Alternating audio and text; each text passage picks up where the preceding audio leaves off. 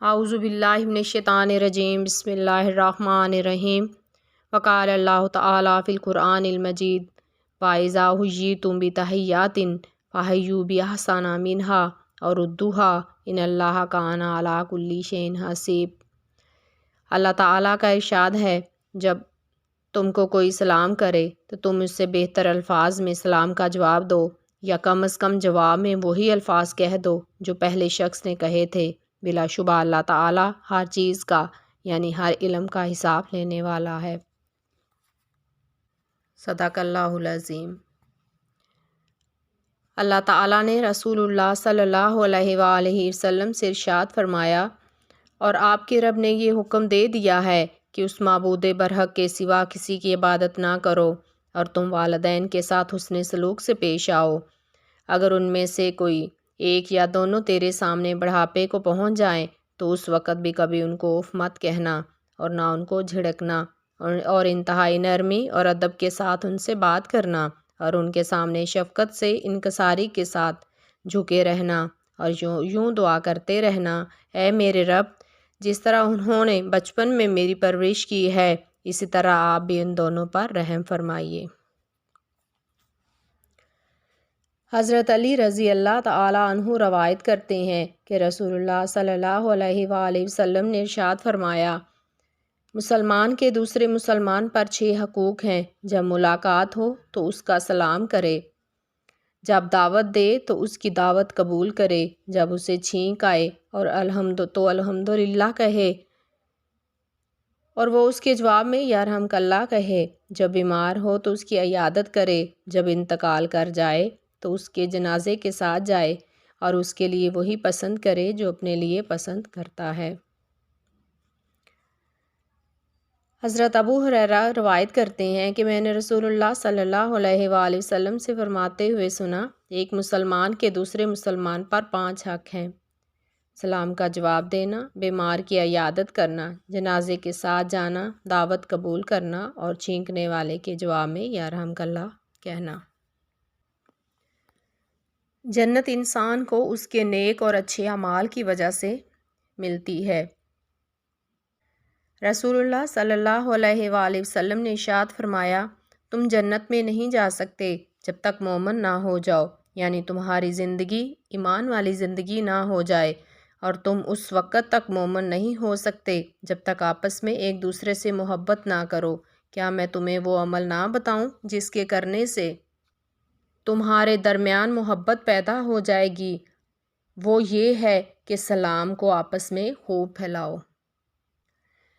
سلام اللہ تعالیٰ کے ناموں میں سے ایک نام ہے جس کو اللہ تعالیٰ نے زمین پر اتارا ہے، لہٰذا اس کو آپس میں خوب پھیلاؤ، کیونکہ مسلمان جب کسی قوم پر گزرتا ہے اور ان کو سلام کرتا ہے اور وہ اس کو جواب دیتے ہیں تو ان کو سلام یاد دلانے کی وجہ سے سلام کرنے والے کو اس قوم پر ایک درجہ فضیلت حاصل ہوتی ہے، اور اگر وہ جواب نہیں دیتے ہیں تو فرشتے جو انسانوں سے بہتر ہیں اس کے سلام کا جواب دیتے ہیں۔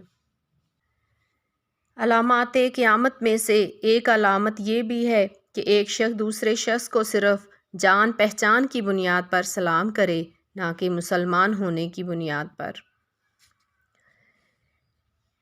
ایک صاحب نبی کریم صلی اللہ علیہ وآلہ وسلم کی خدمت میں حاضر ہوئے اور انہوں نے السلام علیکم کہا۔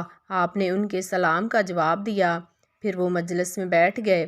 آپ صلی اللہ علیہ وآلہ وسلم نے ارشاد فرمایا، 10 یعنی ان کے لیے ان کے سلام کی وجہ سے 10 نیکیاں لکھی گئیں۔ پھر ایک اور صاحب آئے اور انہوں نے السلام علیکم ورحمۃ اللہ کہا۔ آپ نے ان کے سلام کا جواب دیا، پھر وہ صاحب بیٹھ گئے۔ آپ صلی اللہ علیہ وآلہ وسلم نے ارشاد فرمایا، 20 یعنی ان کے لیے 20 نیکیاں لکھی گئیں۔ پھر ایک تیسرے صاحب آئے اور انہوں نے السلام علیکم ورحمۃ اللہ وبرکاتہ کہا۔ آپ صلی اللہ علیہ وآلہ وسلم نے ان کے سلام کا جواب دیا، پھر وہ مجلس میں بیٹھ گئے۔ آپ صلی اللہ علیہ وآلہ وسلم نے ارشاد فرمایا، 30 یعنی ان کے لیے 30 نیکیاں لکھی گئیں۔ حضرت ابو امامہ رضی اللہ تعالیٰ عنہ روایت کرتے ہیں کہ رسول اللہ صلی اللہ علیہ وآلہ وسلم نے ارشاد فرمایا، لوگوں میں اللہ تعالیٰ کے قرب کا زیادہ مستحق وہ ہے جو سلام کرنے میں پہل کرے۔ اگر کوئی بندہ اللہ تعالیٰ کا قرب حاصل کرنا چاہتا ہے تو وہ سلام میں پہل کرے۔ سلام میں پہل کرنے والے کو نبی کریم صلی اللہ علیہ وآلہ وسلم نے تکبر سے بری فرمایا ہے۔ حضرت انس فرماتے ہیں کہ مجھے رسول اللہ صلی اللہ علیہ وآلہ وسلم نے ارشاد فرمایا، میرے پیارے بیٹے، جب تم اپنے گھر میں داخل ہو تو گھر والوں کو سلام کرو، یہ تمہارے لیے اور تمہارے گھر والوں کے لیے برکت کا سبب ہوگا۔ لہٰذا مسلمانوں کو چاہیے کہ جب تم میں سے کوئی کسی مجلس میں جائے تو سلام کرے، اس کے بعد بیٹھنا چاہیے، پھر جب مجلس سے اٹھ کر جانے لگے تو پھر سلام کرے، کیونکہ پہلا سلام دوسرے سلام سے بڑا ہوا نہیں ہے۔ یعنی جس طرح ملاقات کے وقت سلام کرنا سنت ہے، ایسے ہی رخصت ہوتے وقت بھی سلام کرنا سنت ہے۔ چھوٹا بڑے کو سلام کرے، گزرنے والا بیٹھنے والے کو سلام کرے، اور تھوڑے آدمی زیادہ آدمیوں کو سلام کریں۔ گزرنے والی جماعت میں سے اگر ایک شخص سلام کر لے تو ان سب کی طرف سے کافی ہے، اور بیٹھے ہوئے لوگوں میں سے ایک جواب دے دے تو سب کی طرف سے کافی ہوتا ہے۔ حضرت ابو ہریرہ رضی اللہ تعالیٰ عنہ روایت کرتے ہیں کہ رسول اللہ صلی اللہ علیہ وآلہ وسلم نے ارشاد فرمایا، لوگوں میں سب سے زیادہ عاجز وہ شخص ہے جو دعا کرنے سے عاجز ہو، یعنی دعا نہ کرتا ہو، اور لوگوں میں سب سے زیادہ بخیل وہ ہے جو سلام میں بھی بخل کرے۔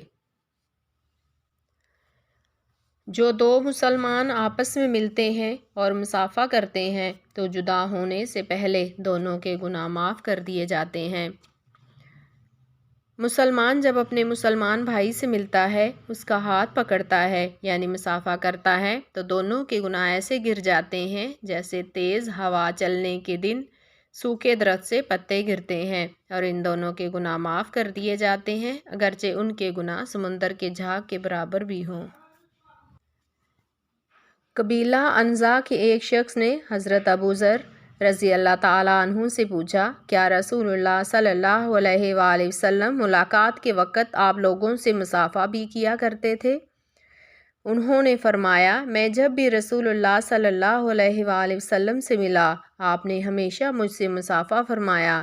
ایک دن آپ نے مجھے گھر سے بلوایا، میں اس وقت اپنے گھر پر نہیں تھا۔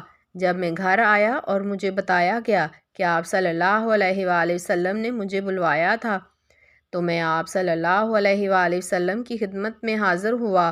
اس وقت اپنی چارپائی پر آپ تشریف فرما تھے، آپ نے مجھے لپٹا لیا، اور آپ کا یہ معانقہ بہت خوب اور بہت ہی خوب تھا۔ وما علینا الا البلاغ۔